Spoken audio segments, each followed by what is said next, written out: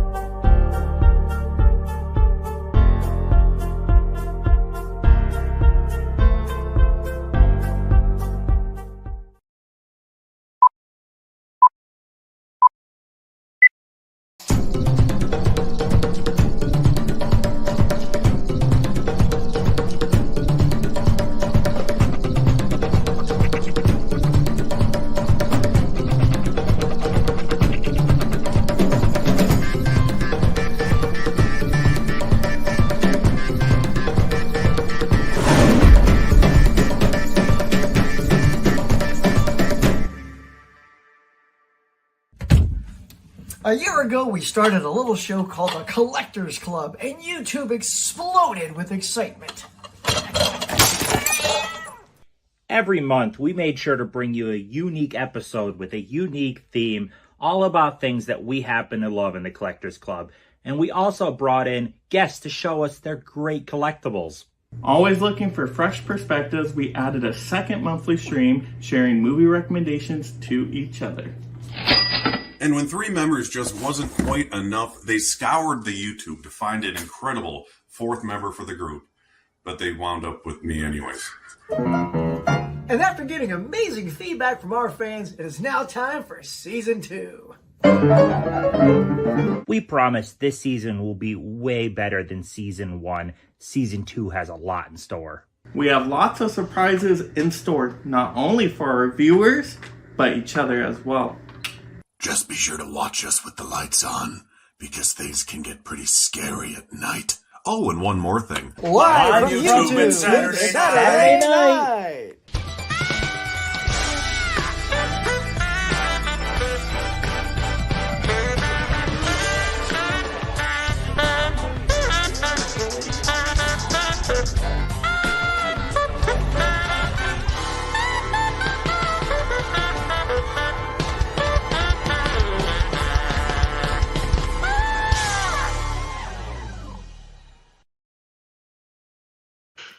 All right, let's go.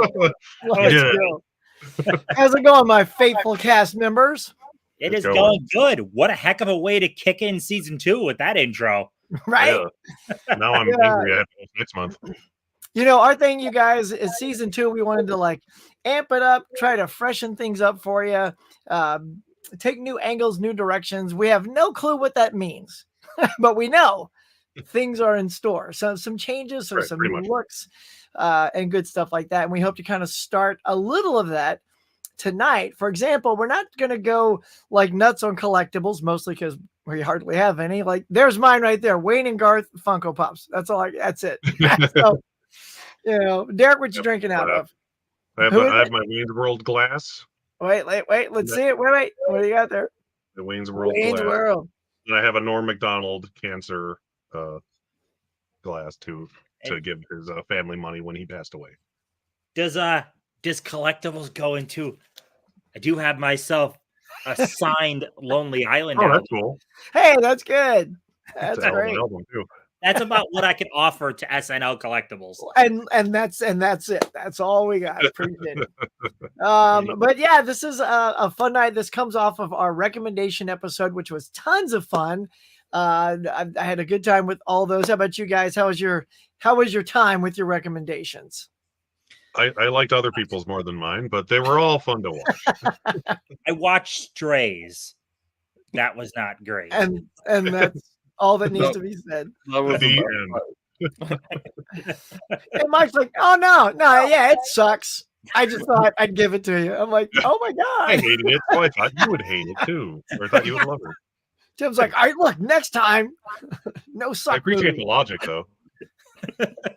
I don't normally if I don't like it, Tim loves it. I don't know what happened with that. It did not happen that way. And based on that, I have a little surprise later tonight. So remind me, Hawk, the surprise, because I tuned out last time, but I have it ready to go. But let's jump into the chats real quick and see who is in the audience, our Saturday Night Live audience. Kicking it off here. Look, Adrian James right out of the gate. Adrian, how are you, sir? Good to see you. Holland, of course. Adrian and Holland. It's like the regulars. My wife is here. What's up, Kitten Paws? Caveman, encouraging everyone to slap that like button, subscribe to all my friends here. I will later have their links in the description below because I don't have them yet. Johnny, what's going on? Movie Hunter 2020. Evening, everyone. Smash that like. Thanks. Craig giving a big like. Tony's here. What's up, Tony the Table? Hey, Tony. Tiana, my darling. Yeah. Always a pleasure. It's Collectors Club night. That's right. We're clubbing. There we go. Oh, there goes Mike with his little fancy special effects. Well, thank you, Kitten Paws. Great intro. Love the intro. Thanks. You know, we try to make those look easy. Sometimes you're trying to get that going and make it happen. You know, it takes dedication, y'all. That's what a good team does. We come through and weeks of effort for that 30 seconds. We did it. Well, it was great. I was very last minute. I felt very bad, but Huck made it work. Even look, it still works because last minute is not really as it was this morning. And the beauty is it was already templated. I just dropped you in and it was done. So It was great. So here we go. Johnny saying, Johnny, we're getting some haze in there. All right, now guys, let's just jump right into our love for SNL. This is the introduction to SNL. When do you remember coming to the show? What was the cast that was sort of happening? Mike, what were the clips you clicked on? Let me know, y'all. Derek, you can jump in. All right. Or Tim, you got it? You can start if you want. All right, yeah. So I didn't watch it in high school. Like I don't think I ever really dabbled into it in high school. I started watching probably like maybe 08 ballpark, 07, 08. I graduated 05. So somewhere like 20 years old, I dived in. From that cast, they hooked me. We're talking some mega people like Tina Fey and Amy Poehler and some huge people just kind of hooked me into it. And it's been a great ride since. Obviously, I showed that Lonely Island vinyl. Lonely Island kicks off right around that time frame shortly after. And they had me in, man. I then went backwards and watched stuff from before I started watching. And I've pretty much stayed a constant fan since. Derek, how about you? Being a Tommy Boy fan growing up and Adam Sandler and stuff just from the movies, and then learning the fact that there was the show they were on. I used to watch the reruns on Comedy Central obsessively, like multiple times a day. I would be rewatching 90s SNL.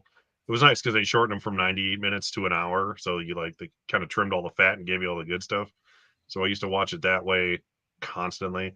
And then I watched it live starting with the Jim Carrey episode from 1996.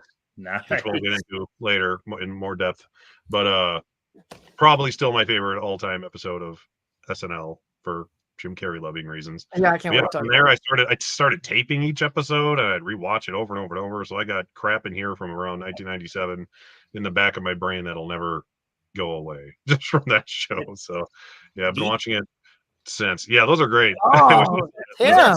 Killer way to catch up on a lot of stuff though, because you could find these for like $1 regularly. Yeah, I saw a couple of them today at Goodwill, and I used to have a few of them. I kind of regret not having them, but I want to get the commercial ones. I was looking for that one. It's funny. I did a game show once, and I didn't win. I came in second place, and the prize was 10 of those DVDs. But I was like, it was like all cast members I didn't care about, so I sold them for $100 on eBay. Now I kind of wish I still had them. Although I kept 3 of them. I kept Christopher Walken, Steve Martin, and Dana Carvey, maybe. So I wish they kept up with them, first of all, because they really don't do them anymore. Yeah. I wish they kept dabbling. They did what? The first 2 seasons, was it? Like the actual season? And 5, was it 5? I saw seasons 1 through 5 at Half Price Books like a month ago, and I was like, I kind of want to buy all these. I wish they kept up with those, man. I wish there was more SNL on disc. Yeah. Yeah, I remember in season 1, they had the reason I want to pick up that season 1 set is Carrie Fisher's in that. And Okay, she sings yeah. she sings the Obi-Wan Kenobi. I'll get to that later. Mike, what about you? What did you find? Maybe perhaps it all started with the show. Well, it's been a long journey with me and SNL. Started about 2 weeks ago. 2 weeks Wow. ago, this journey. Go on. Really diving into this, It's going amazing. on YouTube, typing in SNL, finding a lot of clips out there. Apparently, this is a legit show. It's been on like 40-something years, and Yeah, it's still apparently. going. I did not know this show. Don't act like you haven't heard of it. I'm serious. Like, nobody talked about SNL when I was growing up. I mean, just What's wrong with your friends? You didn't find it by accident like me? So I remember a couple clips. One was when I started to work at Best Buy, and we had a trainer come out of state to teach us Californians, and he showed us the Californian skit. I thought that was pretty fun because I'm like, hey, that is how we talk. So that makes sense. That's cool. I'm like, that is very accurate with the freeways and not saying I or interstate. I'm like, oh, this is spot on the money. Okay. So that was my first exposure. I have a friend now that's really into SNL. So he showed me skits like Sweaty Balls with Alec Baldwin, and that was hilarious. That was a really good one. I was rewatching it again. And my wife's like, what the heck are you watching? Why are you seeing something about balls here? So she didn't get the humor, but You're like, hang in there, hon. but yeah, I've just been researching, seeing some YouTube clips and getting exposed to it. So But now, Mike, you were aware of Saturday Night Live, right? I mean, all the actors like that I've heard of the name, I've heard of it, yeah. I've heard of SNL, Saturday Night Live, but I didn't know like people were into it. Apparently, it was popular. I mean, dude, it's been on for almost 50 years.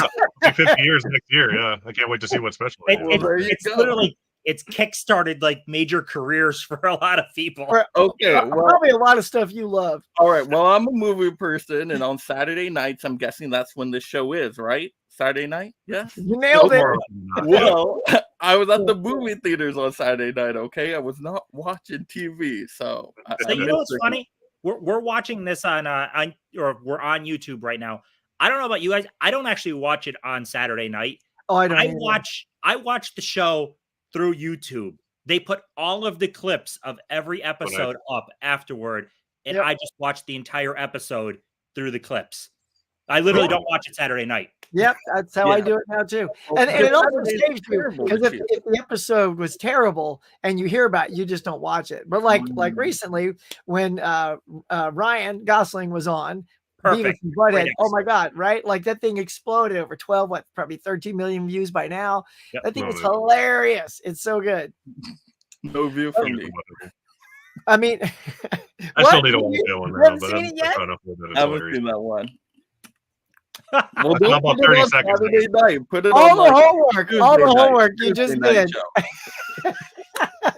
Wow. All right. Well, your homework after this is go watch Beavis and Butthead. It's outstanding. Yeah. And everybody in the comments too. This is a really fun episode to start season 2 with because everyone comes to Saturday Night Live at a different moment in time. Being the old timer here, I literally remember in the 70s, the original cast, you know, of Belushi and Murray and Aykroyd and all those cats. Save the liver. Oh my gosh. Oh, the blood. Oh, really? Cut the chickens out of it now. I'm getting lightheaded.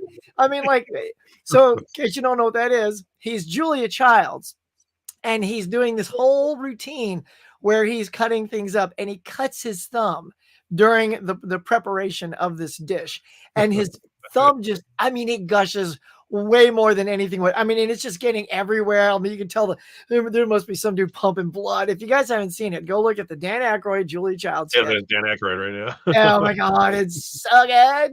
So yeah, that's what we're looking for tonight, y'all, is when did you come to SNL? What cast brought you in? What were some of your favorite sketches as we go on? And we'll talk about that. But I rolled into it more into the 80s because when that cast left, the rumor was, well, the show is over. No one's ever going to replace those icons. And then there was a season of a bunch of nobodies that all went away except 2 people. Yeah. Eddie Murphy and Joe Piscopo, because they are hilarious. Like, it's funny because no one talks about Joe Piscopo anymore, but when he was on there, he was the impressionist of that season, you know, of that cast. He was amazing, you know, with his Jerry Lewis and his Frank Frank Sinatra, and then anything he did with Eddie was just comedy gold. So that kept SNL going. Had they not found gold in them, I don't think we'd still be here. So thankfully, we had Eddie Murphy to keep it going. So yeah, I don't know about you guys, but do you find yourself gravitating more towards the live sketches or the pre-recorded sketches too? Because I'm curious on that. I think that's a great statement, Tim. Personally, I think, especially when you get Andy Samberg involved, digital shorts can be the best stuff they've ever made. Yeah. Because there's time to make it great. You know, the editing, the directing, the writing, there's time on those.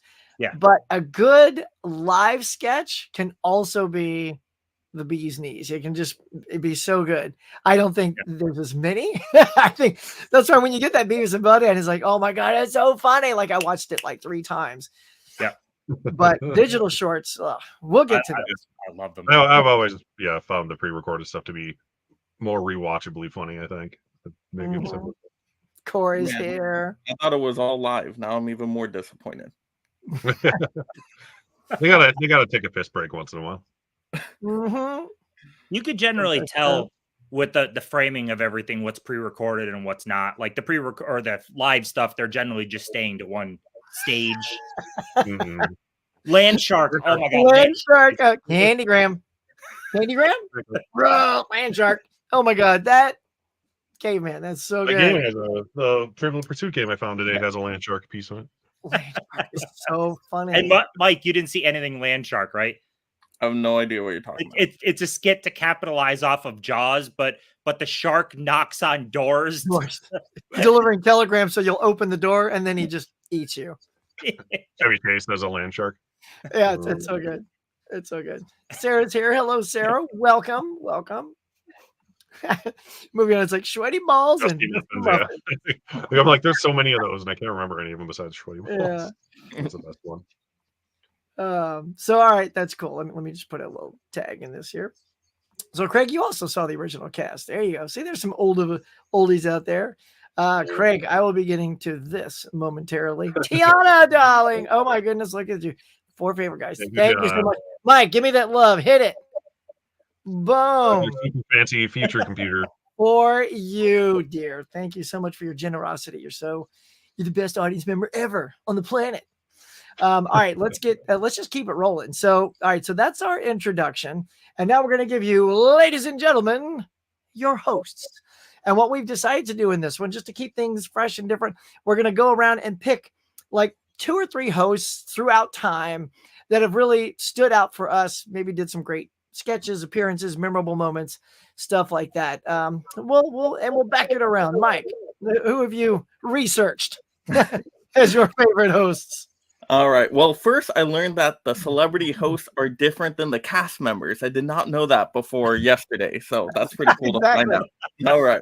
Yep. So the celebrity hosts I researched. Well, Paul Rudd, he's great. He's great in everything. So I really liked him, seeing him reunite with his Anchorman group for that one little singing skit there. So that was really cool. He had a good monologue. So yeah, Paul Rudd for sure. Emma Stone, Oscar-winning actress. Her little like Spider-Man skit with Andrew Garfield and the other Spider-Man coming down. That was a great one. And then who else did we have? Oh, Adam Driver. Adam Driver was the best. His Star Wars skit. Oh, the undercover boss. That was so good. And I like Adam Driver because he takes it seriously. Like everybody else is just kind of being their goofy selves. He's like really putting in a performance when he does his skets. I really liked his Career Day one too. Oh my gosh, where he's like the oil tycoon and he's like so serious about it. Oh, that's beautiful. Oh my gosh, that was the best one.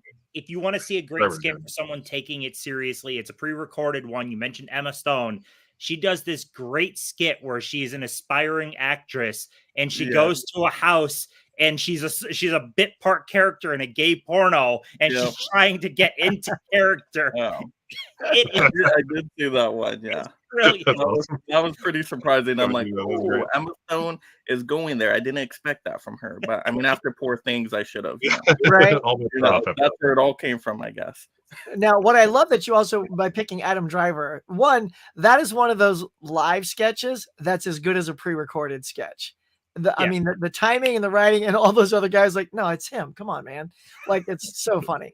But Adam Driver, not only is he serious, he is hands down probably one of the best line deliverer guests ever, because it never looks like he's struggling to find like a cue card. Like a lot of people, because that kind of live performance is new to them, they have to kind of like make sure their eye line is to a cue card. But he always feels like he knows every line in that show. And you only got a week to prepare. You know, when they come on, they start on Monday, they rehearse, they learn, and then they go. So I'm just stunned by Adam Driver. I think that's a great pick. He's great. Yeah, Driver is great. He's just great in general. Yeah, he's awesome. His comedic timing is damn good. I know a lot of people give like Dead Don't Die crap. I know a lot of people don't like it, but like his deadpan delivery on a lot of stuff is what makes his comedy so freaking good. Well, Tim, with that, who do you like? Who are all some right? of yours? So Tom Hanks is number one. I mean, it's freaking Tom Hanks. He's hosted a bunch, but the reason I put him up there with one of my favorites is David S. Pumpkins.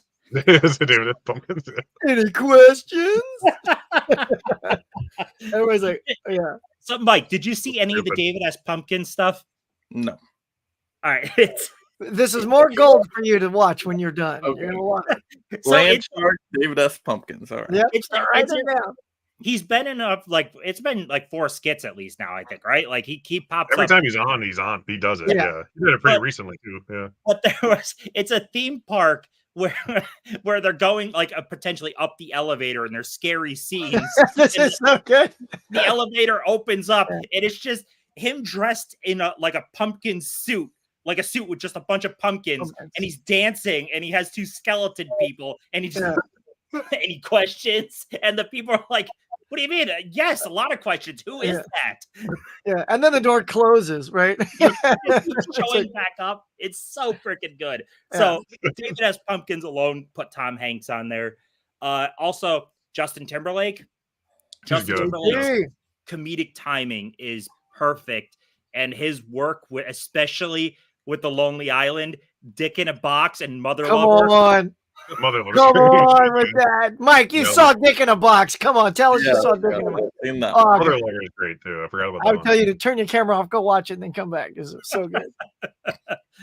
And then another one that's a little more under the radar. I don't think it was as well received, but I'm a big fan of John Mulaney as a comedian. John Mulaney's great.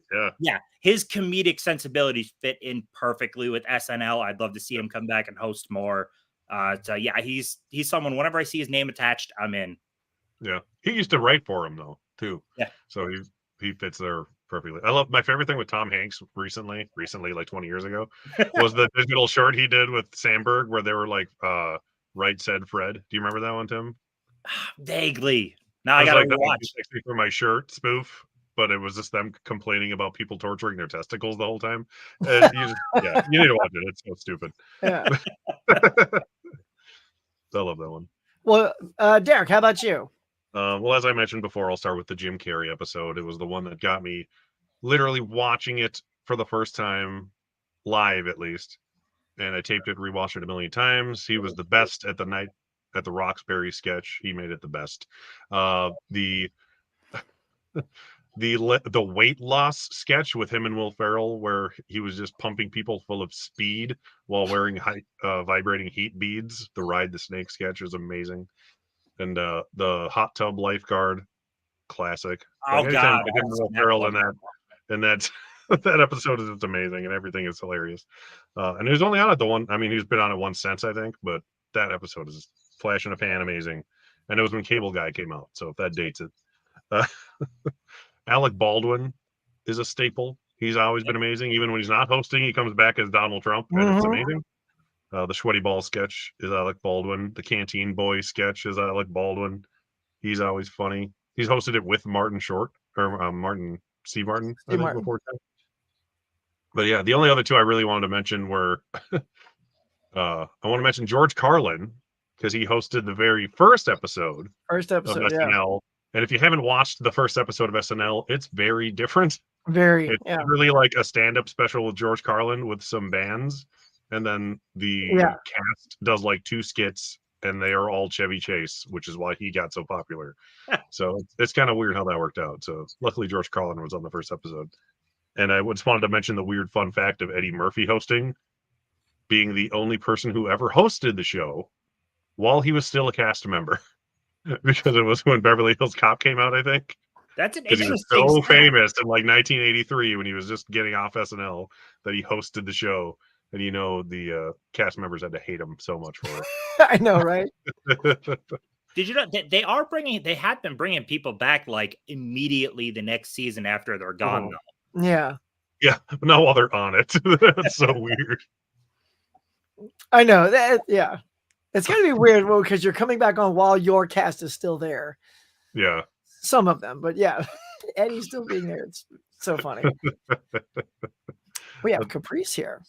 But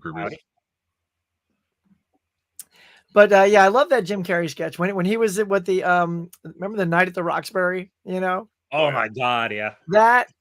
That was so hilarious that he overshadowed Will and the other dude, who are the 2 guys. I'm like, oh my God, Carrey is killing this sketch. Yeah, he did it better than anyone ever did. Yeah. It was all downhill from there. Movie included. Well, let's see. For me, I got to go all the way back to it in season was Steve Martin is one of the first ones I remember. When he was hot, when he was so hot with his stand up, and he sang King Tut on there because that was a track off of his album. That was huge, man. Watch him all dressed up as King Tut and doing the whole thing. I just loved it. And he also had a fantastic sketch with Dan Aykroyd, which was the Czechoslovakian brothers. They were the Festrunk brothers, and we are 2 wild and crazy guys. That's where they would do that, and then they would like point their fingers, like, and just walk into the next scene, just pointing fingers and like trying to be so cool, and like no one thought they were cool. But the 2 of them are so spectacular in those roles. It's so good. You can invite some big-breasted blondes up for some American sex. Yeah. Let's check out our bulges. So good. And of course, you can't go wrong with Chris Walken, man. And that's another guy, we talk about, I think, like Hanks and Steve Martin, all these guys. You got some 5-timers, and Walken, I think, is one of them as well. And I just when he gets on I don't know if you remember the Colonel Lingus episode. There it is. Oh, that is probably one of the best DVDs right there of those castings. Of course, anything with the Continental where he's like, no, wait. And he plays everything right into the camera. And on that DVD, Tim, have you seen that episode with the Continental and the making of?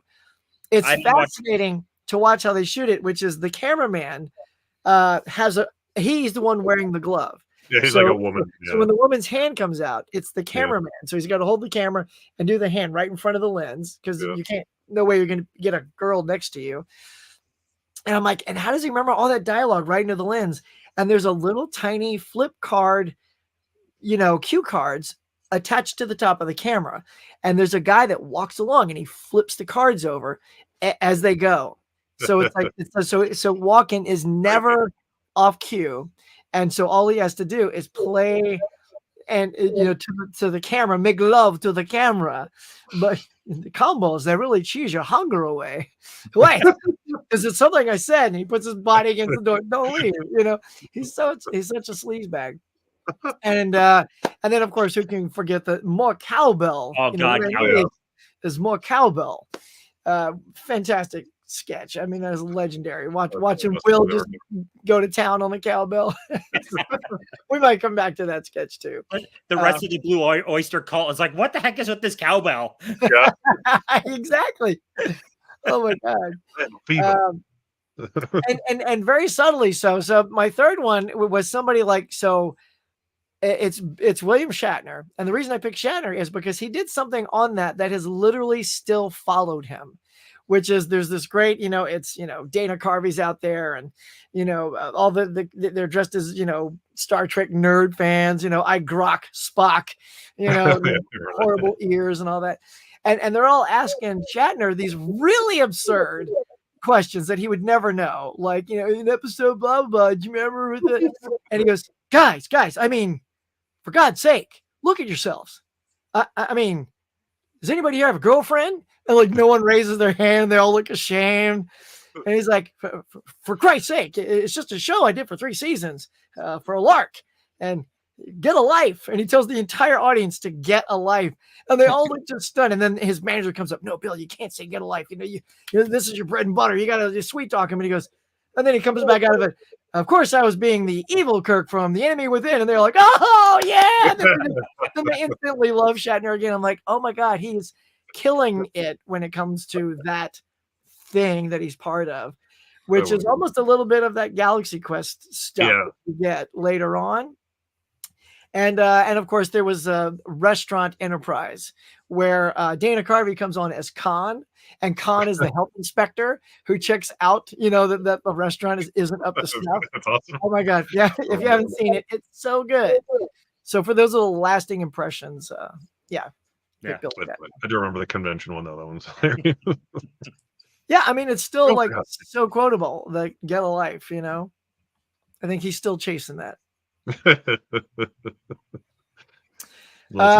Well, look, this rolls us into our next one. Oh, wait, by the way, before we get going, Derek, was there anything funny you wanted to trivia related? Derek found some trivia cards in the dumpster. SNL trivia today at Goodwill, so I was like, let's do some trivia. Why not? So, hit us. I found this is a hard game. Holy crap. So I found some easy questions for you kids in the audience. Don't tell your parents. What family got into trouble for handing out beer and fried chicken embryos to trick-or-treaters? Throw out that answer in the comments. Come on, you guys can do it. That's a softball. Is it though? Mike would disagree. We got Mel here with us. What's up, everyone? Hello. For anyone who's been watching SNL for 50 years, that's a softball. Now Ben says, "Oh, when Jimmy Fallon came back." Oh yeah, Jimmy Fallon came back. Yeah, boy. I mean, you can do a whole segment on cast members that came back to host. Right. Chris Farley one's always amazing. Now, I will say there are cast members to me like Jimmy Fallon. There are cast members I felt. So we'll do a little tangent here. This is one of these moments in time right here that I feel if you are breaking character too much, it just feels like you and your buddy are having a good time on stage. You're not breaking character because someone is so good, like we talked about before, like the Beavis and Butthead. Yeah. All he does is break character. Too. Yeah. It's like I'm not a fan of that. And so those are always my least favorite cast members. And but now that Jimmy Fallon is away and he does the Tonight Show, I think he's fantastic in that role. I think he's a great host. I think he's found his niche. But man, if all you're going to deliver on a Saturday night is breaking character. Yeah. Sometimes it's funny. Just a normal sketch. Yeah, just like a normal sketch. It's like, I wasn't even laughing at what you're losing it over. So yeah, I fully agree with you on like the break has to be earned. Like with that Beavis and Butthead skit, she doesn't break much. That break was earned based off just how absurd what was going on was. But like Fallon, Spade, and some others break just by the simplest stuff, and they're cracking out laughing. It's like that's not really earned. I don't feel it doesn't work. Yeah, like like you said, and the cowbell thing. It's like when they look over and just they're losing it. Like that's when you let them have it. It's like okay, you've earned the break. Sometimes it's the best part of the show. Sometimes it's like, it's just too constant. Like Jimmy Fallon did it like every sketch. Every sketch. Like he's really funny, and what's happening is probably funny. But it's like, did you practice this 6 times? Mm-hmm. I agree though that he's a great Tonight Show host. Like as a late night host, he's great at it. Mm-hmm. Miss Kamen says, Betty White will always be her favorite SNL host. She was fantastic. Dusty Muffin sketch. Everyone loves my Dusty Muffins. And it's great to see you here, by the way, my dear. I hope you're feeling well. Great seeing everyone. All right, let's just keep it rolling along, my friends. So here we go. Next up, we've already, what I love about this type is we've organically ran into a bunch of these already, but these are skits, crack-ups, digital shorts. Tim, let's start with you. Yeah, I know you love the digital shorts. Yeah. Obviously, Dick in the Box, you can start with that to tell us why that was so good. Well, in general, Lonely Island, it's the digital shorts from Lonely Island were like perfect to me. The comedy got very weird. Like comedy changed massively around the time of Lonely Island. They were doing comedy like no one else was doing it. It was insanely stupid and weird. Dick in a Box is just a catchy song. It's funny. But there's also sometimes I don't remember skit names, but there's the one where Sandberg pretty much just comes up immediately. He has Coke all over his face. And the whole time is just him having like a coked out trip and his singing a song with it. Like that is great. Everything about the Lonely Island digital shorts are great, but I also love the commercial parodies. Oh, hell yeah. They kill it on commercial parodies on SNL. The Tostino ones with Vanessa Bayer, so freaking funny. They play out to be like an actual Tostino's commercial, but it gets crazy weird. The one is like a sci-fi one. Another one is like a lesbian romance with Kristen Stewart. It's so freaking weird. Did you guys also see there's the December to Remember skit? It's with Beck Bennett. That one. The amount of commercials out there where they tell you buy your spouse a car during Christmas, they play on that. The guy buys a car for his wife during Christmas, and during the surprise, what are you doing? You can't purchase a car without telling me. Where the skit goes is freaking brilliant. So yeah, the wheelhouse for me is a lot of the pre-recorded stuff. There's a skit that it was probably, I think it was Lonely Island written, but it's Sandberg, Hader, Shia LaBeouf, Kristen Wiig, Fred Armisen, and Jason Sudeikis. It's called The Shooting. Yeah. Look it up on YouTube, anyone. Like I said, it's called The Shooting. It is the absurd type of ridiculous comedy I love. Taco Town. I was going to bring up Taco Town. I love Taco Town. But The Shooting is literally just, it's this song that starts playing, and every time they start shooting each other, the song keeps restarting, and it gets so absurd. Like each time they're shooting each other, there's like the over the shoulder look to it. It's just it's utterly stupid brilliance. I think I put it in the group chat. I know you two watched it, Mike. No. Sure, it's really put it out there for you. Yeah, Mike, did you check out some digital shorts? Okay, so Darren, digital short. It's all the commercial, the Star Wars one. That was funny. Oh well, I mean that is great. We're talking about that. So okay, go ahead. If you found it funny, go ahead, take it over. No, you go for it. Okay. I see your passion behind it's like I hit play and then I stopped. No, you guys remember that? So it's a great little commercial about like two older guys, like in their 20s, 30s, collecting Star Wars toys, and why it's like they have multiple copies of each one. They got one in the package, one in one just in case. And it just keeps going. It keeps going. It's like the whole collector's mentality is captured to perfection and hilarity in that commercial. The Millennium Falcon really lands. No, it doesn't land like that. It goes. Yeah. Was that one? Was that Bobby Moynihan in that one? I think so. Yeah. Bobby Moynihan is so freaking good. Yeah. When he's used right, he's hilarious. Yeah. Well, when he's not blowing dust off it, cleaning it, putting it in a case, and very slowly shutting the door. Yep. The Wake toys for kids, for grown-ups. Oh my god. So look at them. There were some other great ones. I don't know if you remember when all these like Pooh, Blood and Honey and Grinch, the Grinch, like the mean one came out and it was all these crazy. And then David Harbour did Grouch, it was Oscar the Grouch. Oh, nice. Oh my god, it was hilarious. He's all in green, came out of a trash can, like perfection. If you want to see like Oscar the Grouch turned into sort of human form, he did a great job with that. Did you guys see? So Gosling, it got cut for time, but he did Papyrus too. But did you see the first Papyrus skit at all? I didn't see the first one. No. Oh my god. After this, you have to watch Ryan Gosling Papyrus. It is another great pre-recorded one. It's so good. That's awesome. Yeah, the pre-recorded stuff's always the best. Like even pre-Lonely Island, the Adam McKay short films were really funny. Like I don't remember all of them, but my favorite one was Food Pawn Shop. Do you guys remember that one at all? No. It was Steve Buscemi who owned a pawn shop where people brought in partially eaten food to resell. And Horatio Sands was his like assistant manager, and he had to sleep standing up because they didn't have a bed. And like Will Ferrell was a crackhead trying to pawn gum, but he couldn't pawn gum because you don't swallow it. It's really stupid, but it's like the one I remember. I loved it. Ben Stiller used to do a lot of them too, but Taco Town, since Holland brought it up, is amazing.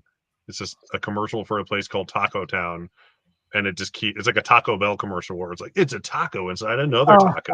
Yeah. That's awesome. And then we put the taco inside a burrito. Even better. I saw that, yeah. The taco inside of a pizza and we fold it up.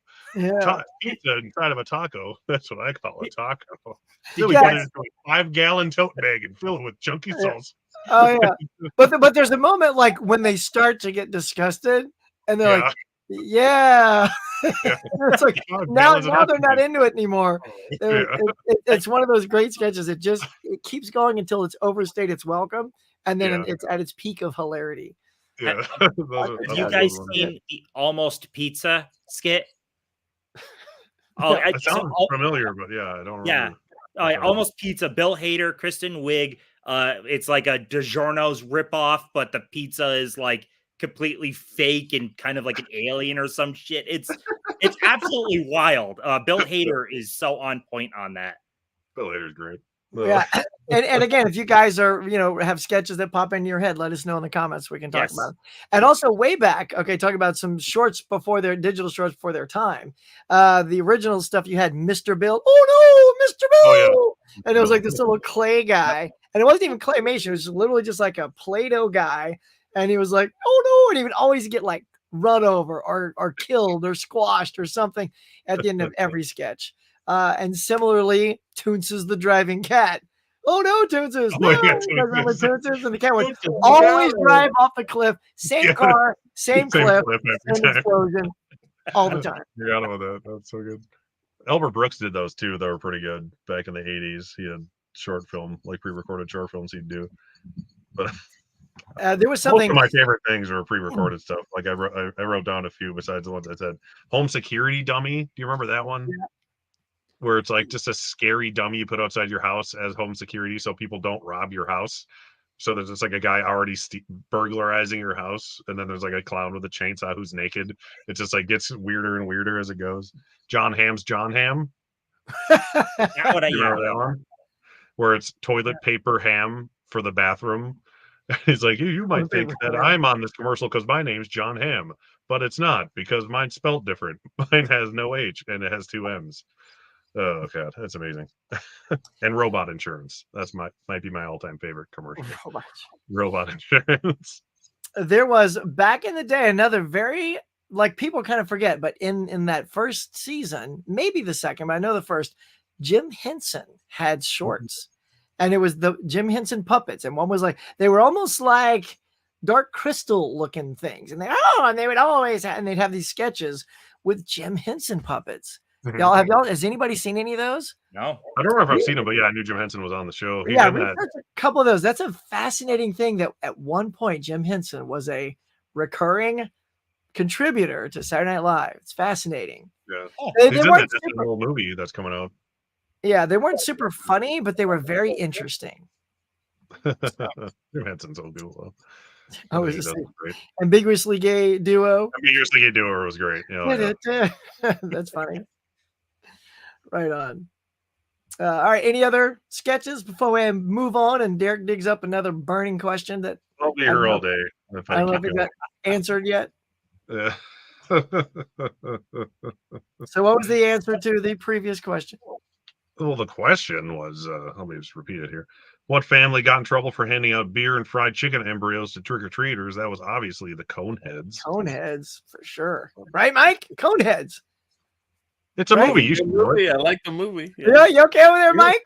Yeah. And they talk about fried chicken embryos in it. A little warm in there. Get you an air conditioner. All right, let's see. All right, cool. Well, next up is the cinematic addict. Okay, it's hard to say, but do not fear. We have a special graphic right there. There we go. Look at all the SNL characters just in crowd encroaching into our attic there, our attic space. We're going to basically pick an SNL performer that we would like to highlight because we just love their work. Let's start, Tim. Okay, I have him right here. So I'm going to go with Kristen Wiig. I know I did a lot of talking about Lonely Island and all that, but when it comes to branching outside of SNL, I like an actor or an actress that has overall a lot of range. I loved her on SNL. She's freaking hysterical, and a lot of her comedy stuff is freaking great. I mean, this is one of my all-time comedies. She's great in MacGruber. Freaking Bridesmaids is so good. Loved by people. Yeah. And even newer wise, I enjoyed the hell out of the stupid. Is it good? It's awesome. Really fantastic.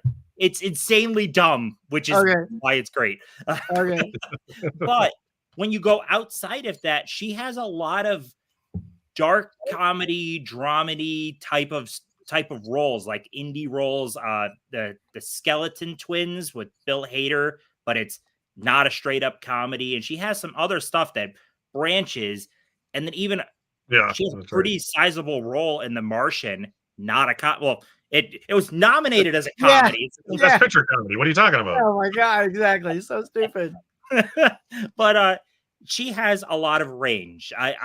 She could play any type of role, I think, and execute it well, which is why I'm a big fan of her. So yes, definitely Kristen Wiig. One of my favorites to come out of SNL, honestly.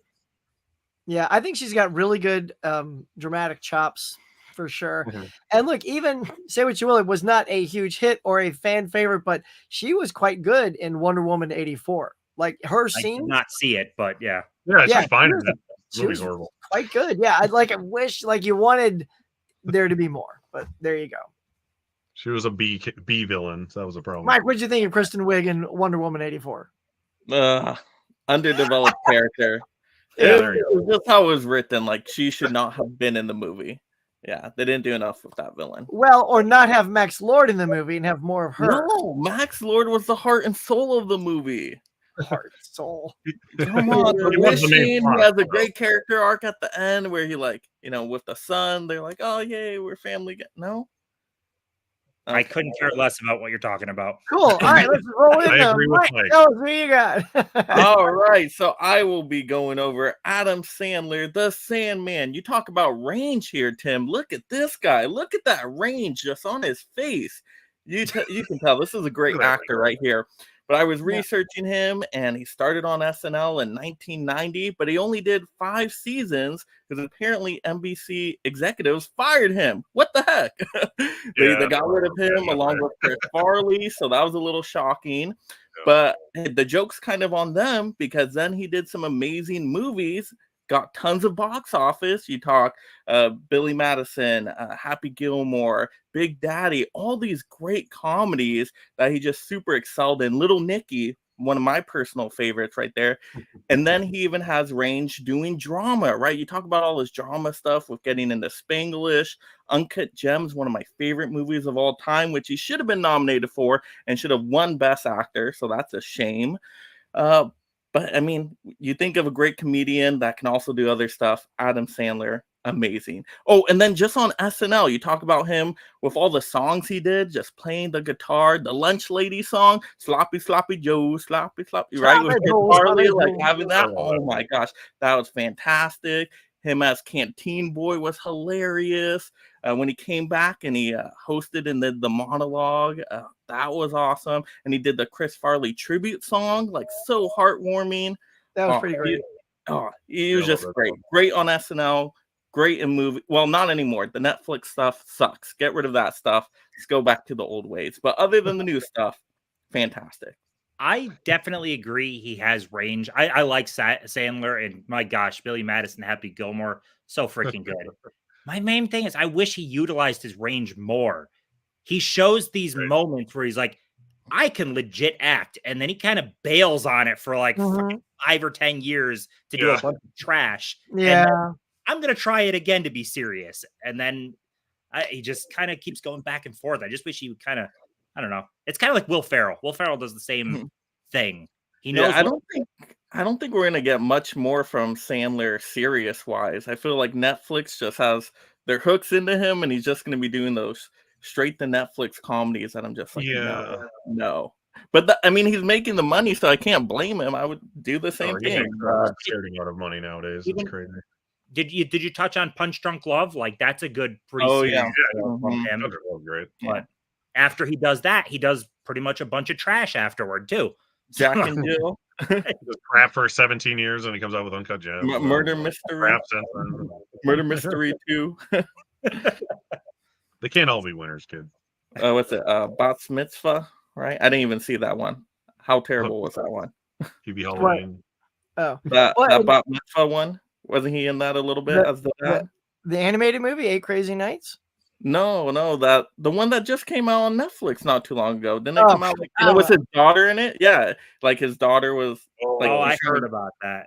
Yeah, I didn't even watch it. I didn't hear great things, but he did. A lot of Sandler stuff is all that stuff, and I'm like, But 8 Crazy Nights is fantastic, Huck. I'm glad you mentioned that one. Yeah. That's a really good one. Yeah, that's a good one. I will give him credit though. I think this was a Netflix movie, The Meyerowitz Stories, with him and Dustin Hoffman. Ben Stiller, yeah. And that's a good dramedy movie, but it's a Noah Baumbach movie. It's like, I don't think that was a Netflix one. That was before he started a Netflix deal, I think. Probably around the same time. I think the first movie he did on Netflix was that horrible, ridiculous 6 movie. Oh my God, that was dude, 15 minutes into that, I turned it off. Wait, what was the movie? So unwatchable, y'all. It's like, because I thought, oh my God, spoofing a Western. We haven't had a good spoof in a while. Oh, yeah, that was awful. Cruise oh, my God. They had really good people in it, I remember. Yeah. Fantastic cast. And it was so god awful. The writing was so bad. I was like, no. And then I turned it off. It's like I sat through it, but that's about as nice of a thing. I couldn't. And the grown-up movies aren't that great, even though they have a great cast in them. So Grown Up. I like Grown Ups. Okay, maybe because I've been through some of that.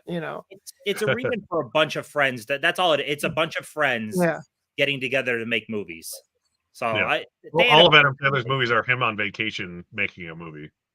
But it's also like Adam was kind of a straight guy in that too, which is why I liked him, because he wasn't I mean, he gave that job to Rob Schneider with his milky eye and all that weird stuff. It's like, what is that character? But Sandler did go on to give us the great Hanukkah songs as well, Mike. So Hanukkah songs those are pretty like in the zeitgeist now, and they're pretty. I used to be a DJ, and we'd play those quite often. So nice. His albums are great too, back in the 90s at least. I don't even know if he does them anymore, but I had the first few of them. They were all hilarious. Yeah. So Derek, how about you, sir? I went with an interesting pick, I feel, because no one thinks about this person when they go on SNL. I found this snippet I had to read. This is a Madonna hosting the first episode after this actor was on the show. She said she was reading a statement from NBC regarding season 11's mediocre writing and bad casting choices, just to let everyone know that the 1985 season was just a dream, a horrible, horrible dream. The actor who was on this show that season is Robert Downey Jr. I know, right? He came back and hosted in the 90s. He was hilarious, actually.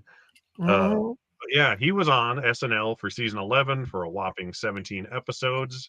This was a very weird season. This was like after the 70s, Lorne Michaels, I think he got fired and replaced for a couple of years.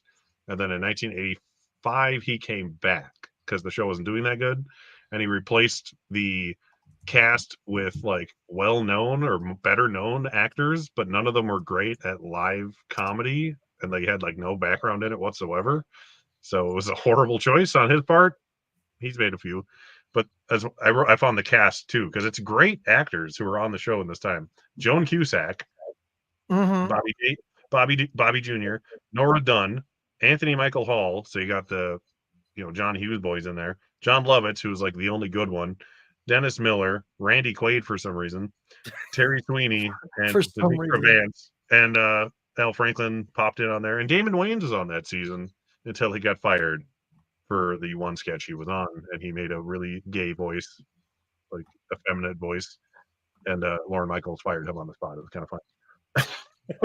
But yeah, the season was so badly written that the end of the season they had every cast member get into a room that was on fire, and Yes, I had remember. like this funny like cliffhanger, like who will live and who will survive and who will die.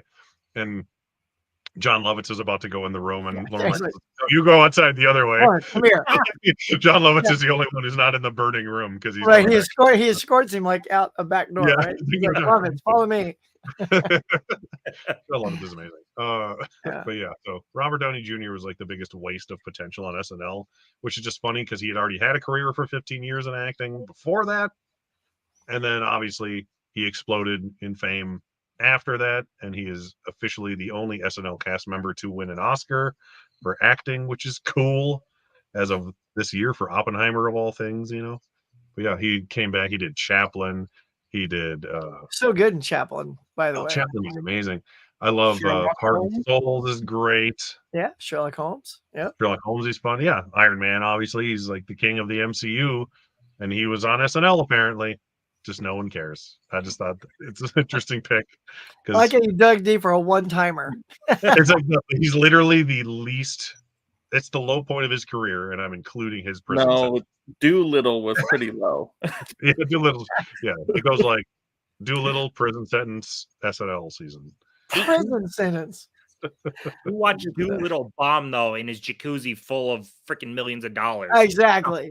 Exactly. He's like, oh darn, wiping his tears with dollar bills. Dumb and Dumber. Right.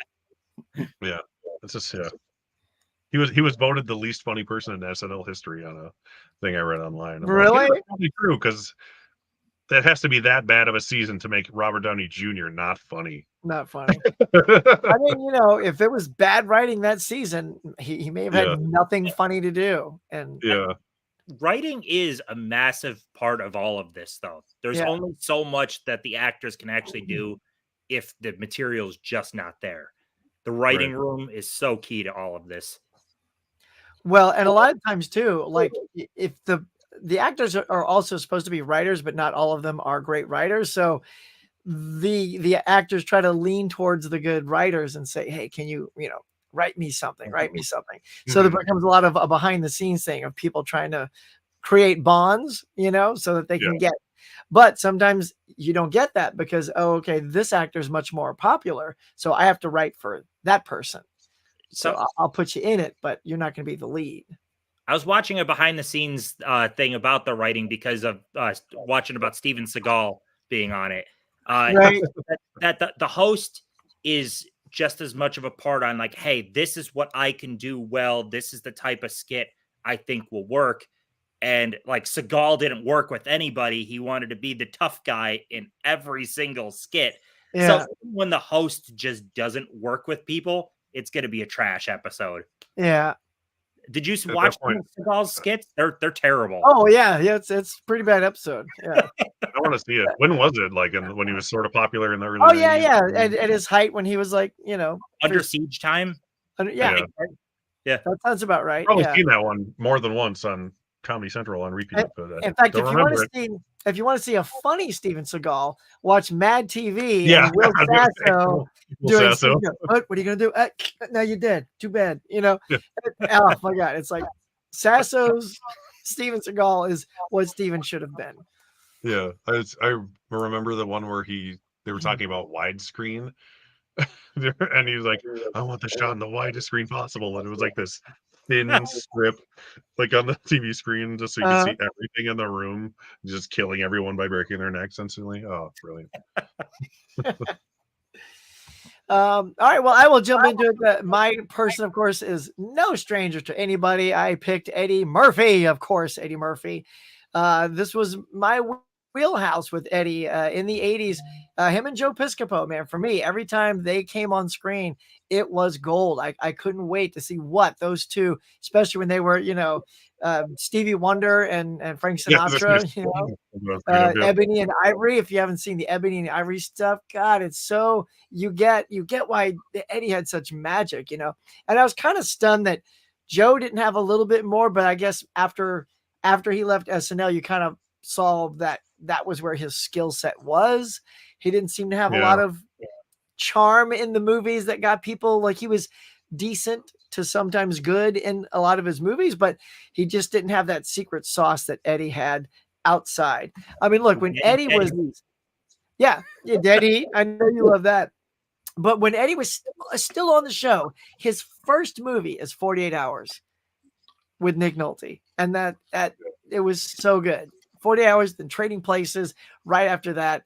Eddie was only on for like 4 seasons because, I mean, he was too hot. He's too hot to keep, you know? Yeah. 83, 83, I think he was on, Yeah, and I think 84 is probably and then because once that kept going, you know, you got your Beverly Hills Cop, his stand-up comedy stuff like Delirious and Raw, Coming to America, like all this stuff is in the 80s. The Golden Child, take that or leave that one. It exists. But, another 48 Hours. I mean, his movie career was just really on fire for like 10 years. Nutty Professor in 96, so that's like 11 years into the process. And then and if you haven't seen, by the way, Bowfinger, I've got to like shout out Bowfinger with him and SNL alum Mr. Steve Martin. That is so good. If you haven't seen that, you know, Steve Martin's a filmmaker and Eddie's like plays the twin of a filmmaker, that they get him because he's cheap and affordable. And it's, have you guys seen Bowfinger? Not since VHS days from Blockbuster. I didn't remember liking it, but I haven't seen it in a long time. I saw it in theaters. That's when I saw it. It's one of those films, like after being out here and being more into filmmaking and stuff like that. Like when I first saw it, I was kind of like you. I was like, it's all right. But as we grow to love film, especially now that we've all we're in this community and we love film, it's got a different bite to it now. Like if you watch it again, but I mean, you got to also love the process of filmmaking, not just movies. If you just love movies, you're probably not going to dig Bowfinger, but the process of making movies, which I'm around a lot, it's funnier now. Like LA Story, I didn't really find super funny till I moved out in LA, and now everything about it, I'm like, oh my God, that happens. So that movie's changed, you know, it's funnier. And then Eddie got into, you know, he gave us Shrek. He gave us Donkey. Come here. Look at my eye, Shrek. It's twitching. You know. And in the morning, we're making waffles. I mean, who knew? Like, and he was so perfectly cast for that voiceover role, you know. And of course, Shrek was supposed to be Chris Farley, but then we lost Chris Farley.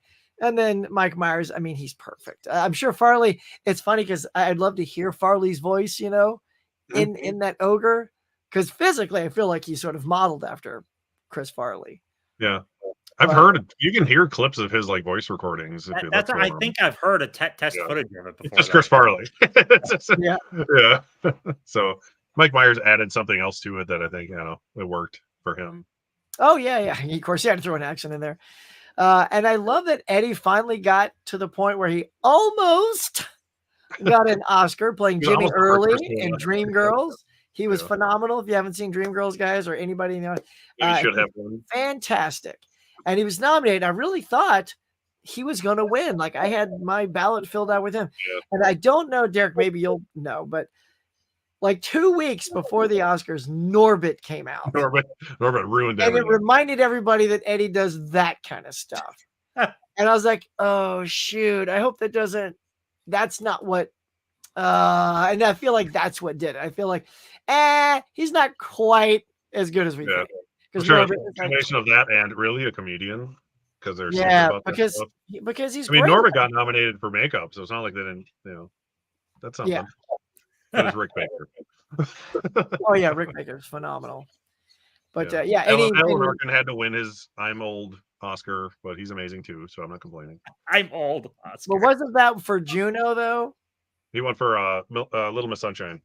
I meant, that's what I meant. Little Miss Sunshine. Which, if I don't know, I've seen that movie. I think that's overrated. I don't think that performance was better than Eddie Murphy at all.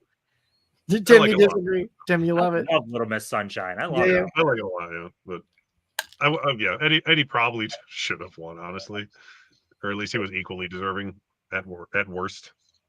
I know when he lost, he just left. He didn't I- stay. Oh, did he? Yeah, he just left the Oscars immediately. It was like the first category. He's like, "Well, screw this," and just left. Wow. Alan Arkin, though, too. That character was such a pivotal like heartstring of that movie as Yeah. well. So I do love Alan Arkin, but I I felt the still role would have was- went Alan Arkin there. yeah, I just felt his role was also so tiny compared. But Mhm. He was Small- in it. He was in enough. yeah, Enough. It was a supporting role. It worked. we'll agree to disagree. Any Eddie Murphy love? Any favorites? Oh yeah, the Mr. Robinson skit where he, kind of parodies Mr. Rogers, right? The Yeah. neighborhood one. Oh, Oh my God, that is so such a good. great one. Oh, it's so funny. And he There's puts on the several little of those. sweater and everything, and then at the end, like his kid is knocking on the door and he sneaks out the window. Yeah, Great. That's a good one. those were all so good. I mean, now, so Mike, did you watch it when he hosted? So he was the older Mr. Robinson's Neighborhood. Is that the one you saw, or was it a younger? Yeah, he was definitely older. I didn't know he had a younger Okay, one. so yeah, Right. that's a character he originated Yeah, that was back a recurring when he thing, was yeah. on. And Mm. one of my favorite versions of that is when like Mr. T shows up, Oh, and, yeah. and he comes in there, and there's always people banging on the door, and he's talking all nice, hello, boys and girls. And when they bang, he's like, who is it? And he gets all like ghetto, like super angry. So people like walk away, and he goes back to being nice. Yeah, that was so good. I was gonna My say, favorite. you didn't call out the movie Metro though. Metro needs to come out to Blu-ray. Oh yeah, That's- Metro exists. That's Yeah, I like Metro. right. I haven't seen. I forgot that was a thing. My favorite Eddie Murphy sketch. Those are good though. Like that's his best recurring sketch. He did Gumby. That was funny. Gumby, Buckwheat. Those Can't are go wrong good. with Buckwheat. Buckwheat sings the greatest hits or whatever. Oh God, that was so good. Oh Remember Buckwheat? The whole Buckwheat is dead. I love you guys, but yeah. the entire episode, like Eddie was tired of playing Buckwheat, leaning on it, everybody. And so for the entire episode, Buckwheat gets shot. And throughout the entire show, they would interrupt the sketch and go, this just in, Buckwheat's dead. Keep going. And then like they would still say, Buckwheat's still dead. And they would just keep playing it out until Buckwheat was gone. Good for Yeah. him. Very I funny. love the one where it's a pre-recorded thing because they're always better for some reason. Where he's the undercover guy, where he's pretending to be white. To be the white guy. Yes. That's so brilliant. Where he's like on the bus and like there's one black guy on the bus and he leaves and he's got like white face on and stuff. And as Mhm. soon as the one black guy leaves, everyone starts partying and like stuff like that. Oh, that's great. Everyone look that one up. Yes, that is very funny. Who remembers Pepper Boy? What's Pepper Boy, Laren? You guys remember Fresh Pepper Boy? Peppa. I remember Pepper Boy. Fresh Peppa with Dana Carvey and Adam Sandler. Where they're like at an Italian restaurant and he grinds the fresh pepper and he's like using it like it's his wiener. It's hilarious. He's like, no, Pepper Boy, no. You do it too much. It's stupid. Now, Van Gogh is saying, does anyone remember Sandler's first movie? Is it not? Is it Going Overboard? Is that it was something over? Was it Going Overboard? It's awful. It's so bad. Oh my Oh, god! I don't know this. So it's not Billy Madison then. I was No. thinking it was Billy Madison. So No. It's his first it- good movie that he was actually. It's alright. not. It's a cruise ship movie. Everything. It's the comedy doesn't land. He jokes though at how low budget it is. He's like, this is our budget when we do an earthquake, and he just shakes the camera. Like it's What? it's bad. Oh, Yeah, I haven't seen that, but for a reason. sounds like we don't need to. Airheads. There we go. Says Airheads is Airheads funny. is great. That's something that's also only on DVD, right? There's no Blu-ray of that. No, there is. It says extremely out of print. Way out of print. Oh, is it? Was it Twilight Time or Twilight? No. No, Time? it was Stars Entertainment or something.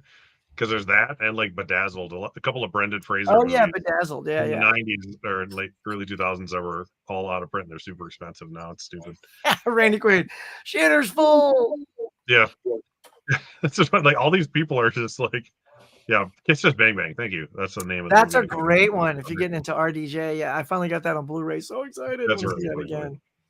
Tony says he loved Matt TV and Limica. I did too. Honestly, I'm not gonna lie. I personally thought both of those were so much better written than SNL. I felt SNL was losing all their edge, to good writing. And Mad TV and both of those were hilarious, like constantly hilarious. They're also shorter. See, I think SNL needs to not lean on that 90 minutes. Are they still 90 minutes on Saturday night? SNL, I think, yeah. See, like you, Tim, I don't watch it live. I watch the clips. So 90 minutes is too long for that show. And Living Color was like, what, half-hour show? Yeah, they're only half hours, yeah. Mad TV was 1 hour. Yeah. Done. Yeah, just tighter, better sketches, not longer, weaker sketches. That's why I liked watching it on Comedy Central, because it was all an hour, so they'd cut out all the crap. I remember that. And what were at first I thought maybe they cut out the music, but then I would see some music pop up. I'm like, oh, they'd have one of the, because there'd always be two, right? They'd always have two musical guest breaks. They'd have one, right, and they cut out another one, and then they'd have an hour of the show, and they'd always have the weekend update in there. Yeah. In a van, river. Oh, his motivational speaker is so good. I mean, that's another laugh out. So, okay, so here you go. Let's talk about earned moments, y'all. So there's that moment where Farley is so on fire as his character that David Spade is doing the whole hiding his face, like behind his face, because and when an actor sees that you've almost broke, they lean into that actor and they go all out till they get you. And he like picks him up and he shakes him around. I'm like, that's an earned break right there. Yeah, that's one of the best. The one with him and Michael Keaton was the. I think it was Christina. I was trying to remember who it was. And that specific one, yes, it's Christina Applegate. And Phil Hartman's always the dad, and he's always amazing. Well, there's somebody we haven't mentioned, but Phil Hartman was a really great all-around player on that show. Yeah. He's a good, can do everything guy. So, yeah. He did good characters. He could do good impressions. He could be like the straight man, and he's always good. And he's one of the guys who would never break character either, because he was so good. Yeah. I remember his infamous Eddie Murphy scandal. Oh yeah, Best Defense. I mean, he was so hot at the time though, and his next movie was Best Defense, where he's kind of a supporting role in that with Dudley Moore. Oh, I forgot about that. I mean, if you want to get more butts in the seats, you put Eddie Murphy in your movie. Oh well, The Wedding Singer is forgotten. Love it. Oh no, that's still probably it's such a go-to. I think for a lot of people. My favorite of his movies, because it's probably the best, like objectively, of his early '90s stuff. It's no Little Nicky, but it's pretty good. I love Little Nicky. For me, I think if you aren't an Adam Sandler fan, Wedding Singer is a real good go-to. Like I loved Wedding Singer, and I couldn't really stand a lot of Adam Sandler, but the 80s, the pairing up with the adorable Drew Barrymore, I mean, it worked. It worked. And he's about as great as Adam can get in a movie. In that one. Yeah, I think Wedding Singer and 50 First Dates are two of the more accessible for not Adam Sandler. Man, okay, so you remember when Farley would interview people? So you remember that time when you were on that show? Remember that? That was awesome. That was awesome. Remember when you were in the Beatles? Paul McCartney was on. That was awesome. Stupid. Come on. You can't not mention the Chippendale skit too. Yeah, I had that on my list too. Chippendales with Patrick Swayze.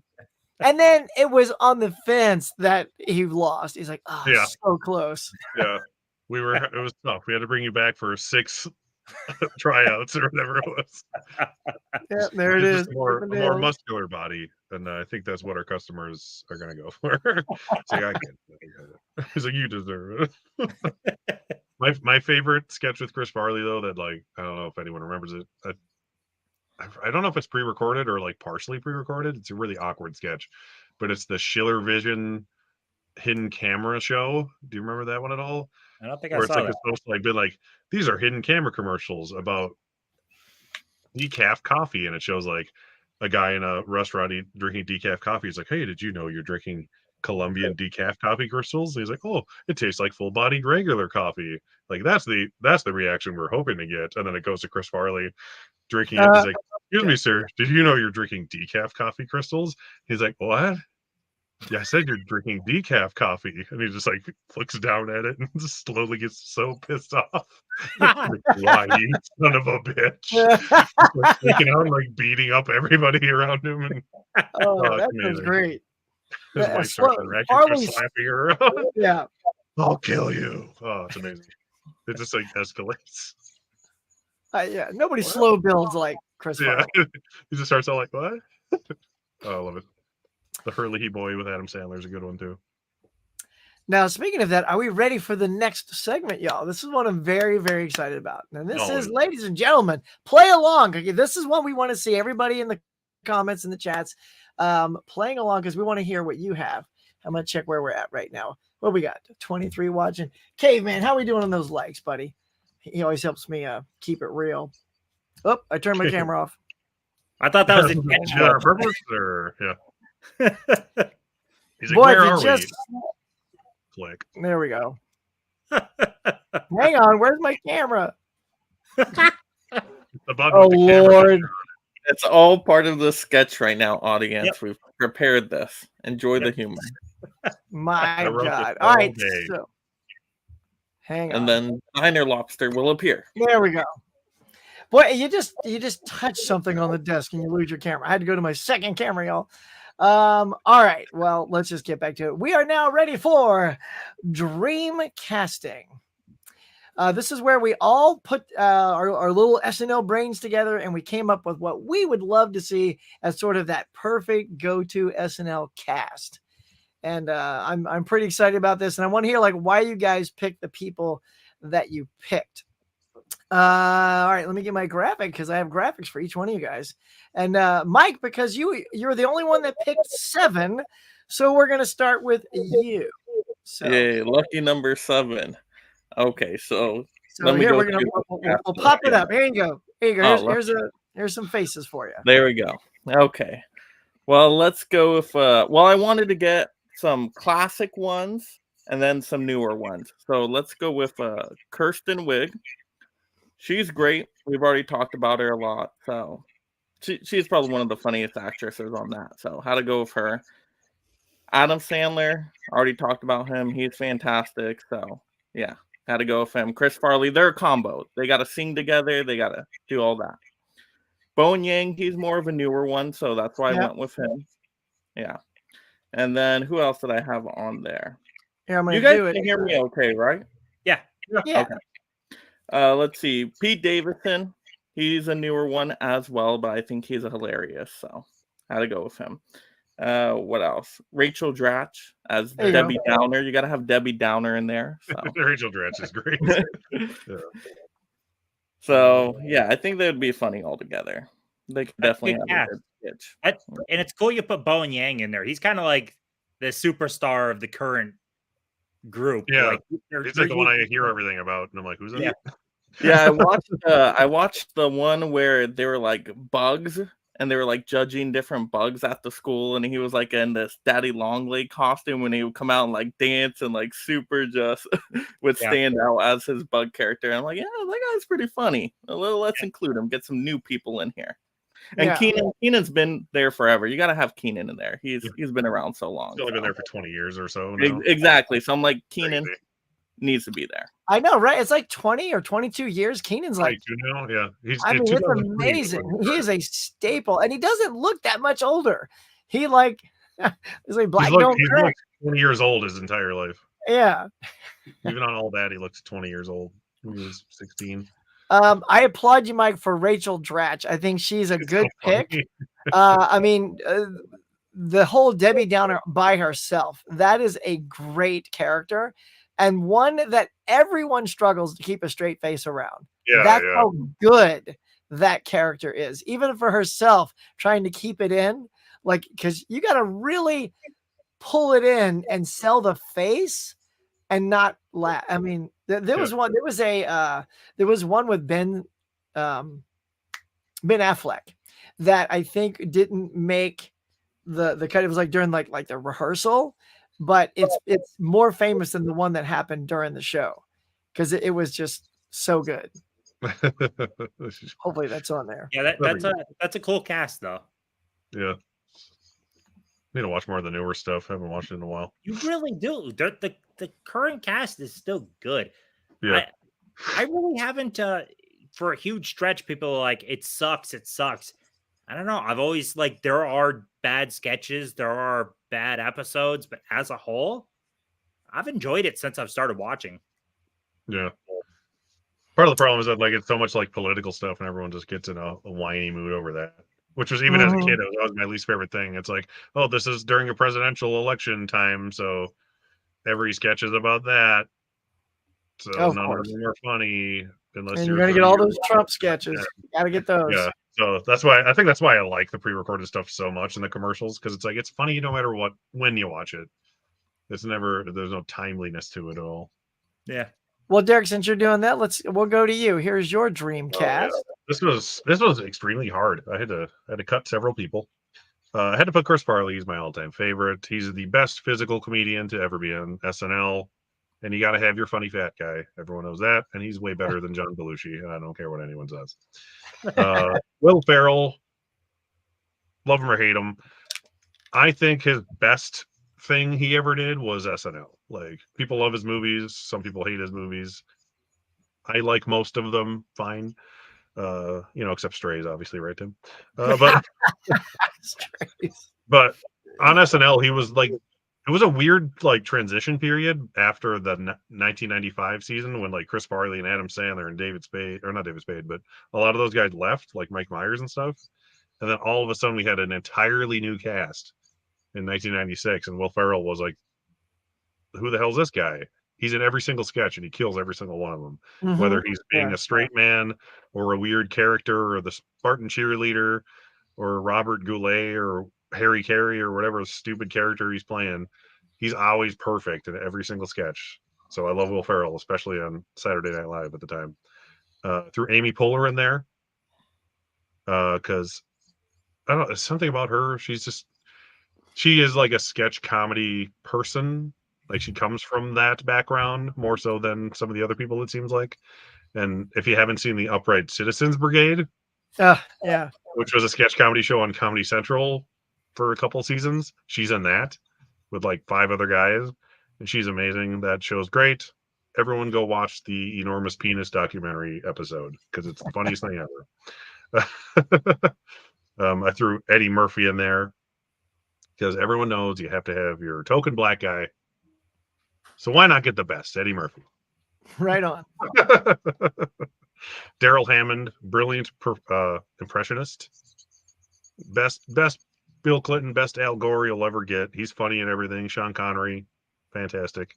He's kind of like Will Ferrell. He's like a more subdued Will Ferrell, where he'll be a straight man and play perfectly in everything, no matter who he's playing, whether they're real or fake. Molly Shannon, same sort of thing. I debated between her and Kristen Wiig, and I knew one of you guys was at least picking Kristen Wiig, so I went with Molly Shannon instead.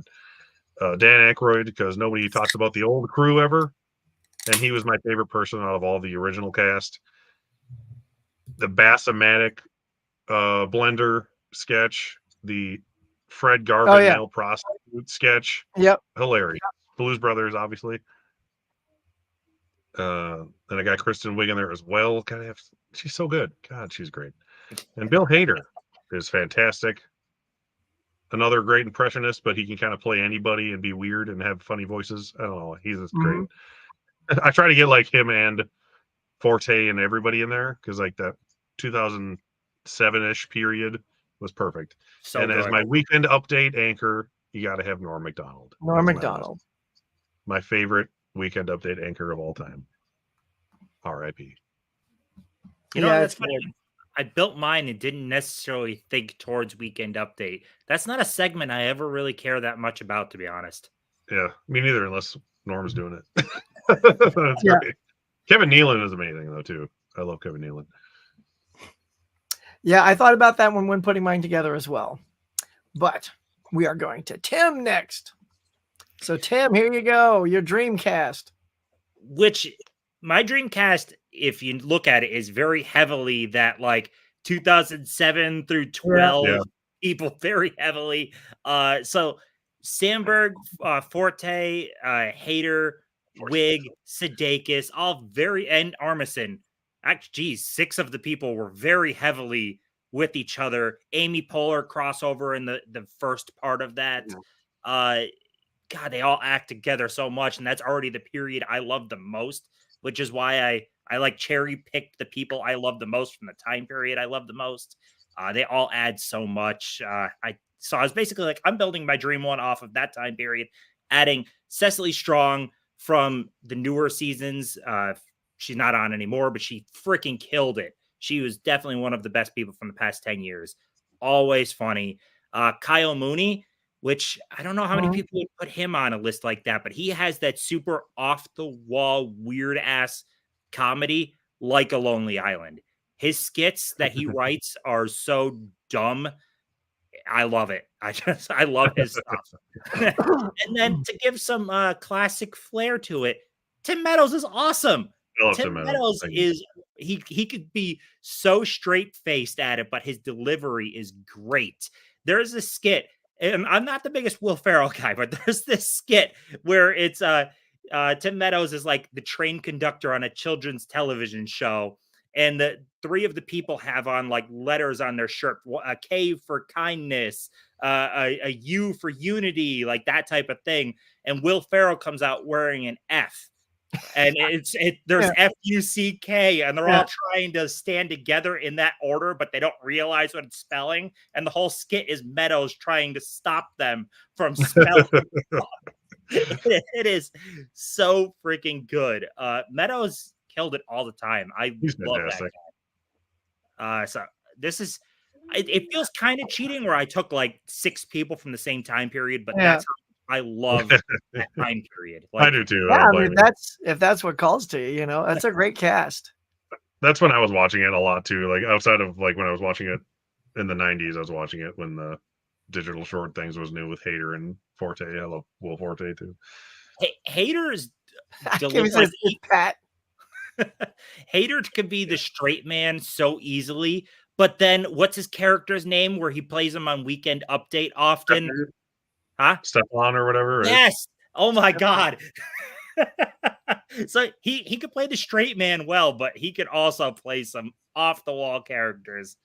So I love that cast though. But I put no consideration into Weekend Update with that. Like none. You got Amy Poehler. I know, but I like Amy Poehler sketch wise, not Weekend Update wise. Yeah, we got some good. Mrs. Caveman is saying that she believes that there's a big generational component with thanks to today's cast of sketches are funny.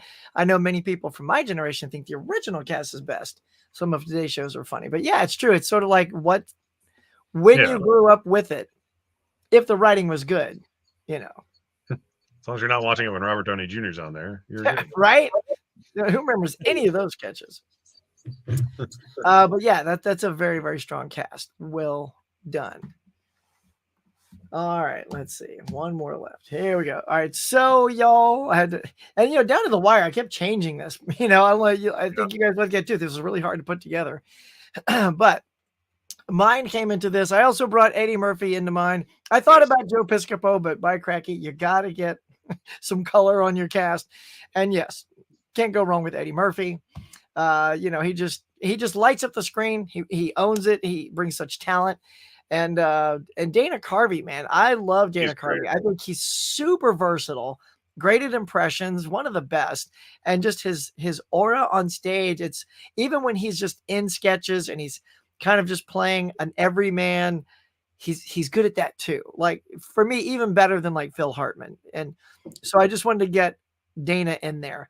Now, Kristen Wiig, apparently, y'all, is a favorite, and I was waiting till just now to say there's only one actor that made every list, and that actor is Kristen Wiig. That's funny. Awesome. But I know that I would have put Phil Hartman in there. Damn it! I know, right? So I mean, but so and the reason, and I thought about why I put this together is the versatility in what I feel each of them can bring. So obviously Eddie, we all know what he's got. Dana, Kristen is one of the most versatile women the show's ever had. Andy Samberg, of course, he's got all the great digital shorts, and he's great on camera as well. But Kate McKinnon, another legend when it comes to the pantheon of great women on Saturday Night Live. I think you put her and Wig together, you can't go wrong.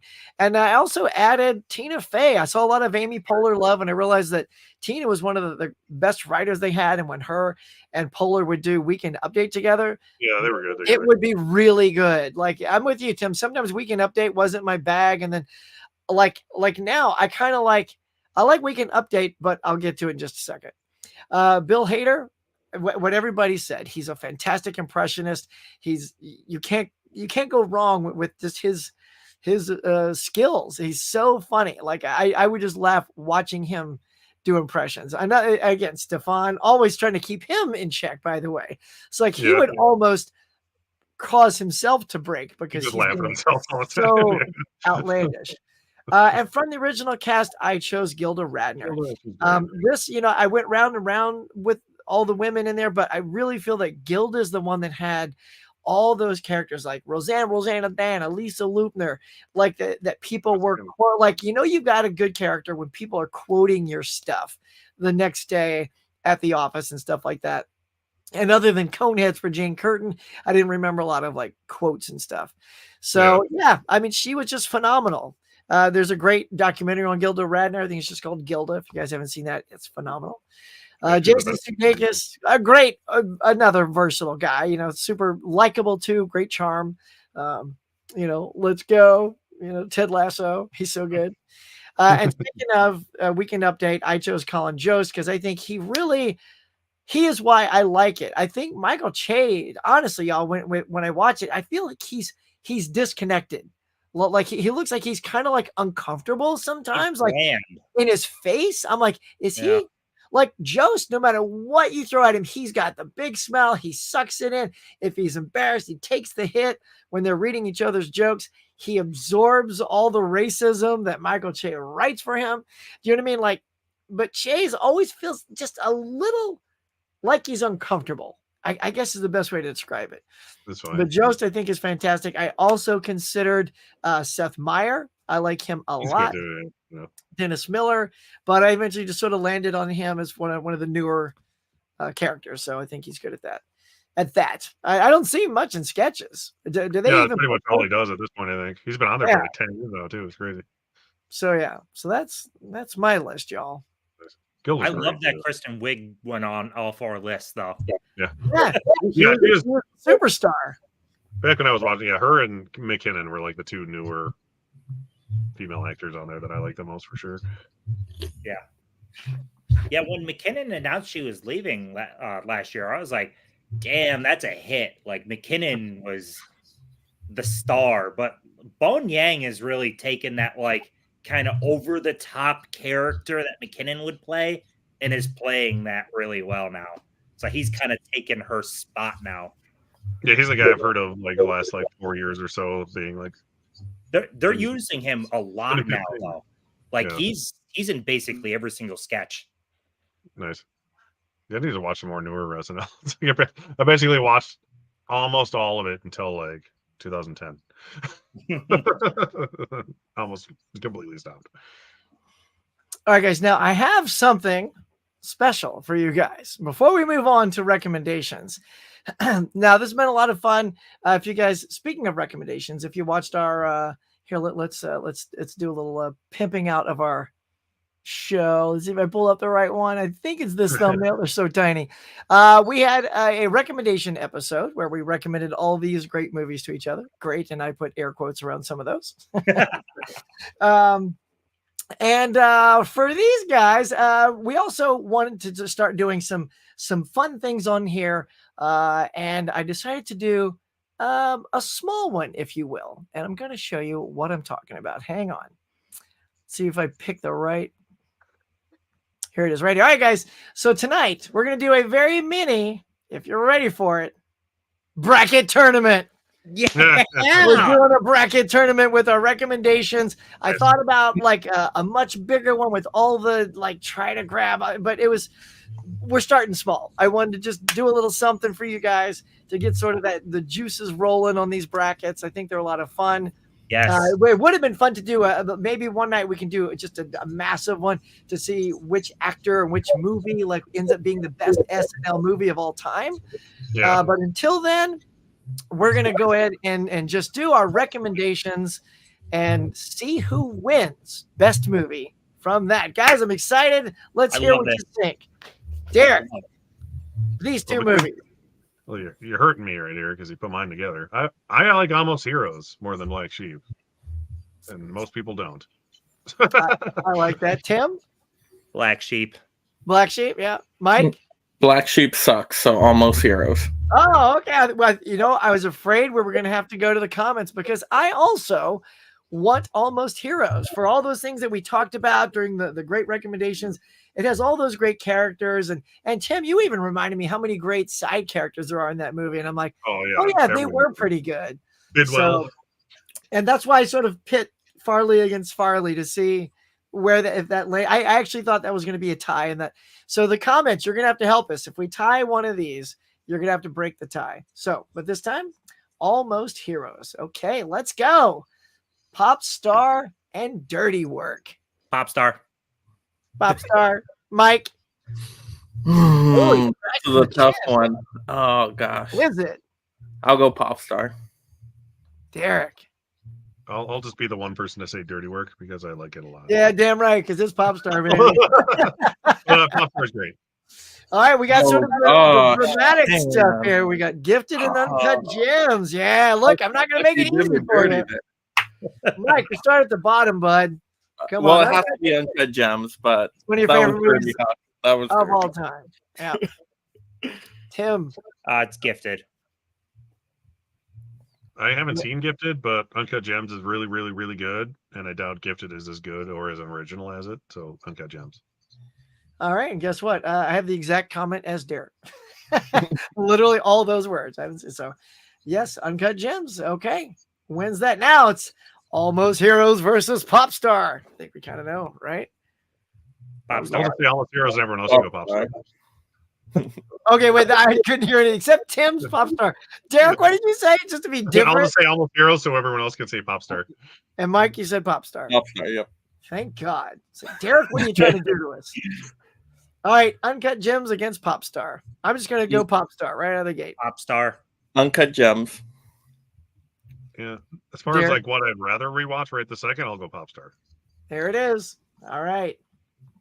You chose wisely. If we're talking about comedies and Saturday Night Live, we'll go Pop Star. Yes, thank you. All right, now we're up to the column 2, City Slickers versus Foul Play. Mike, I know you loved this movie. It's your favorite. Oh, gosh. And you probably didn't even see it. It's a good story, though. I haven't seen the other one, so we'll go City. Yeah. But see, this is what I love is you hated it so much. Would you pick a movie you haven't seen? Well, I didn't say I hated it. That's true. That's story. true. It's just not funny. That's true. Okay. So City Slickers in Dunkirk, he'd say City Slickers. That's okay. Derek, which one? City Slickers, easily. Tim? City Slickers. All right. Of course, unanimous. City Slickers. All right. Reality Bites and the Librarian Quest for the Spear. Derek. I haven't seen Reality Bites, so sure. So Librarian? Okay. I don't want to say it by default. Why don't you guys all vote and see if it's 3 out of 4? Tim? Reality is probably considered the better movie. I enjoy Librarian significantly more. Yep. So Librarian for me. Well, I have to go Reality Bites. I love that movie. Librarian for Reality Bites, then. Right? What did you say? Librarian over Reality Bites? Librarian. Oh my God. That Ethan Hawke's the dick. I can't believe I'm clicking Librarian. God, dog it, you guys. I'm going to pick Strays here. How about that? Suck it. Strays all the way. Just click MacGruber. I mean, I don't even need to vote, right? We know it's MacGruber for me. Yes, all right. MacGruber. All right, I'll give it to you, Gruber. All right. So here we go. City Slickers against Librarian. Ooh, this Librarian. Interesting. I need to re-see City Slickers. I love Librarian. Let's go librarian. I'm going librarian. I'm sorry. Yeah. I'll go City Slickers so it can be a tie. Oh, really? All right. You know what? For the first time, I'm gonna go City Slickers as well.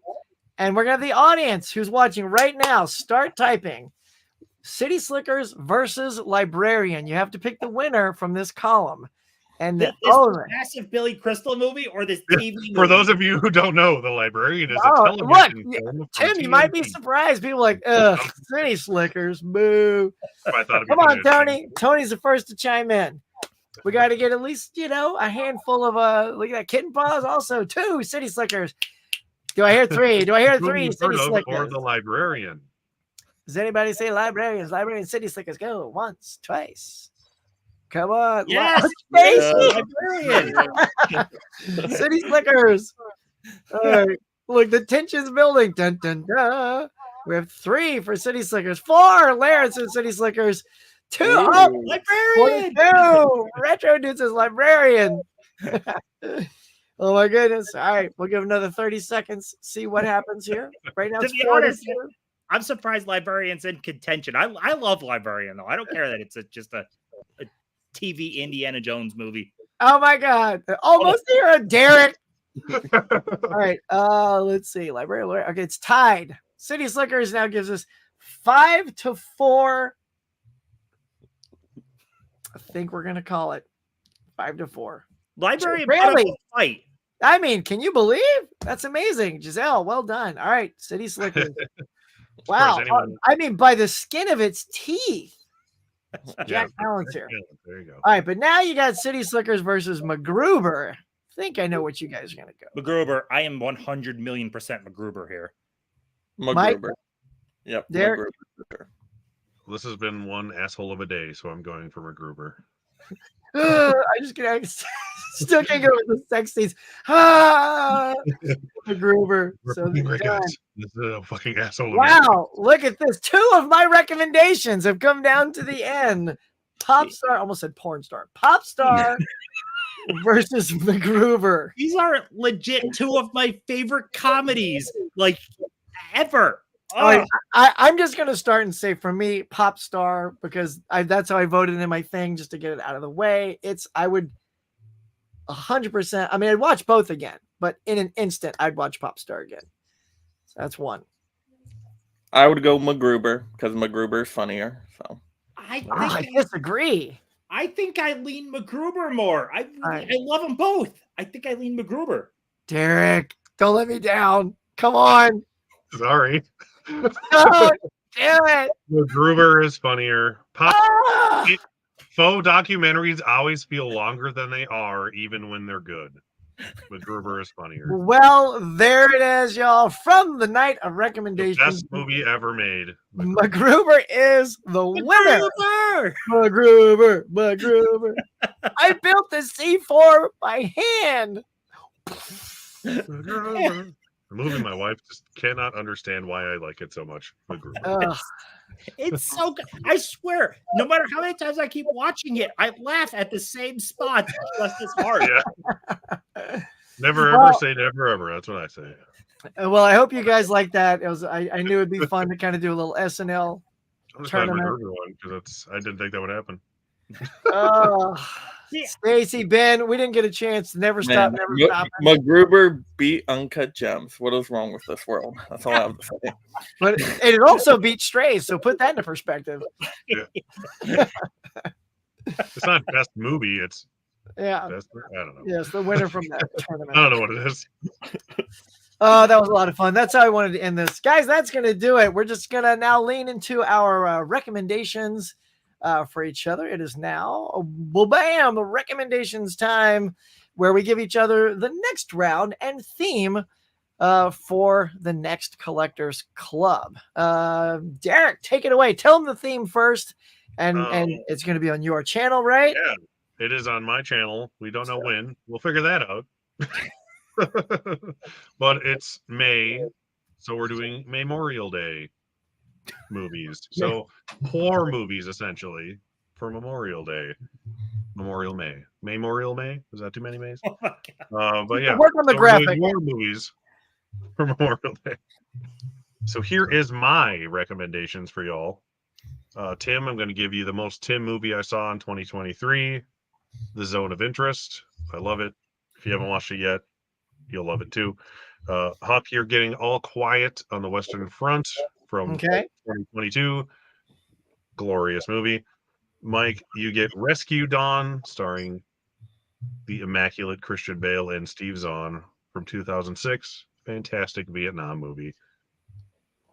Bangers. If that's not your favorite of the three you get, watch more movies. That's all I'll say. All right, Mike, what you got? All right, so for Tim, we'll go with, because I know he loves the new movies, we're going to go Land of Bad. Okay, it's gonna be better than Straight. Just be happy with that. Just be happy. Does that say much though? That it's gonna be better than Strays. All right. Well, we work with what we have. Okay. There you go. There you go. My movie's good too. But it's also good. Just because it says Land of Bad doesn't mean it's gonna be a bad movie. Okay. All right, Derek, we're going to give him the original Top Gun because he hasn't seen Top Gun and he's seen Maverick. What the heck? We have to fix that. That makes no sense. Derek, you're in for a treat. You're getting Top Gun. It's like Maverick, just not as good. Enjoy. Yeah, I can't wait. As I say, it's like Maverick, but not as good. I can't wait. But very good. Huck, we'll give him the prestigious movie, The Hurt Locker, with Jeremy Renner in there. So good. Enjoy. I know you love war movies. It's a very war kind of movie, so you're gonna love it. Catherine Bigelow directed. Academy Award. All right. All right, Tim. Yeah. All right, Mike. You're getting Grave of the Fireflies. You better be absolutely fucking soul crushed by this movie by the end. There is not a glimpse of happiness. I hope you're crying your eyes out. It is it's depressing as hell, but it's fantastic. It's a great movie. So sounds like a good time. Watch mine after it. He's ready. Huck, I'm gonna give you a little talked about movie called The Wall with John Cena and Aaron Taylor Johnson. John Cena's in it? Wow. Yep. Wow. I really like single location setting movies, and you said you do too. Yeah. This all takes place literally at a wall with a sniper. It's a cool movie. I like it. All right then. And Derek, when we talk about war, generally the concept is action movies and dramas and stuff, but there are comedies for war. So I'm giving you Operation Petticoat, 1959, starring Cary Grant and Tony Curtis. It's funny. It's a good time. Get some laughs for World War II. Those two guys are great, so I'm sure I'll like it. Wow. I might, I'm going to try to wedge that in too. That sounds great. Actually, I gave a pretty funny movie and a horribly depressing movie. I know, right? And then I get the middle one. Is mine in the middle? Yeah, pretty much, yeah. Yours is just entertainment. That's all it was. It's John Cena. All right. I'm going to recommend to Mike Black Hawk Down, which you have not seen. Ridley Scott, star-studded cast. Super good. I think you're going to like it. Derek, we're going to go Three Kings. With the Clooney. Yes. I think you'll enjoy that. Mark Wahlberg. And Mr. Wahlberg. And Tim, we're going to do some Clint Eastwood for you with Heartbreak Ridge. All right. See how you like that one. Thank you for giving me something that's not brand new. Yeah, it's my pleasure. I recommended you mine the day I saw it. And it's funny, guys. So for the audience too, when we put all these together, we never know. Like Mike, this was a very fresh topic. Saturday Night Live wasn't his will, and so for me, I feel like I'm going into the war zone. No pun intended. With that. For me, because I'm not a big war guy. I don't mind war movies, like still my favorites, Private Ryan. I don't tend to rewatch them, but I loved 1917. I saw that and it's like, oh my God, that was like 5 stars. I put it 5 stars on Letterboxd. So yeah, I'm excited to see all these. How about you guys? Yeah, definitely. I mean, I'm excited to see what you think of all these, honestly, because I love all 3 of these movies I recommended genuinely. Usually I'm like, yeah, it's fine. Watch it. But this one, I genuinely love these 3 movies. I'm varying degrees of excited. I'm most excited for Derek's literally because it was one that was already on my list. Derek just handed me something that I was going to watch anyway. So now I just watch it sooner. Yep. And Well, then will love you it. already know that's going to be high on your recommendation. Yeah. The number one thing I saw when I'm like, Tim will love this. Like 5 minutes into the movie. And Mike, you big war guy, you excited for this? I feel like the ones I recommended are all good, but I don't love any of them. So it's going to be interesting to see your guys' thoughts. And then the ones you gave me, I don't really know too much about. So it'll be very surprising. Yeah. Cool. All right, y'all. Well, that is going to do it. That's going to wrap up our episode of Saturday Night Live. Before we bail out, let's see who poked in here at the end. Oh, my God. Cannot believe Mac freaking Gruber. Yep, I know. It happened. Good pulls for Huck and Derek. Yep. No alcohol. Never ever. So he's very happy about the Black Hawk Down for you, Mike. Black Hawk Down is very good. I'm It's ready. a great movie. Yeah. Land of Bad is pretty decent. See, there you go. It's decent. Enjoy. It's at least I'm better than excited for Strays. pretty decent, man. Pretty decent. Pretty decent. It's no Strays, but it's pretty decent. And don't worry, Ben Grimm says Grave of Fireflies is cruel and unusual and punishment, so be ready, Mike. Yeah. I should Yeah, watch that there too. you go. Right? It's like, oh my God. It's like, oh, that's cool. I'm giving fair warning though. If I hear anything about no happy endings, I'm clicking off the camera on that stream. Just remember, he gave you Strays, so it's all good. Yeah. All right, y'all. Let's call it a day. Derek, tell us about you. Go. Well, I'm Derek, the convicted cinephile. Please like, share, subscribe, all the stuff. I've been lazy lately. I haven't put up a new video in a while, to be honest. But yeah, I do physical media stuff, bad movie stuff, great movie, Oscar-worthy stuff. So if you like videos, I have over 300 of them. Please go watch some. That's all I'll say for today. Thanks for being here. Fantastic. Tim. My channel is actually on kind of a break where this is season 2 of Collectors Club. I'm kind of revamping some of the concepts of my channel, and I'll be back with videos starting in June. I'm taking May off and kind of going through how I'm going to set it up because I want to revamp my channel. I'll still be around, still doing physical media, but just kind of revamp it a little bit. So new videos in June. Ooh, that's like breaking news, Tim. I like that. Mike, of course, Mr. Everyday. Yes, always busting out a video for you guys. I just did an out of theater reaction for Boy Kills World, and I highly recommend. You got to check out that movie. It is freaking bizarre. It's one of the most unique movies I've ever seen. Also, last night we just did a Split the Room game stream on my channel, a Rockton movie or not. That was a lot of fun. We had an amazing panel. So if you did not see that live, just check out the replay. And then tomorrow we'll have a hunting video, and then videos every day. And so enjoy it. Stop on by, subscribe. I know last time I said let's push for 1,000 additional subs. That was too big of a goal. Let's do 500. So 2,500, and let's do it in 2 days. We'll give you guys 2 days. I think that's a reasonable goal right there. Yeah. Reach for the stars, Mike. I'll also take 500 subs in 2 days. Well, and everybody 500 additional subs. Go for it, audience. Done.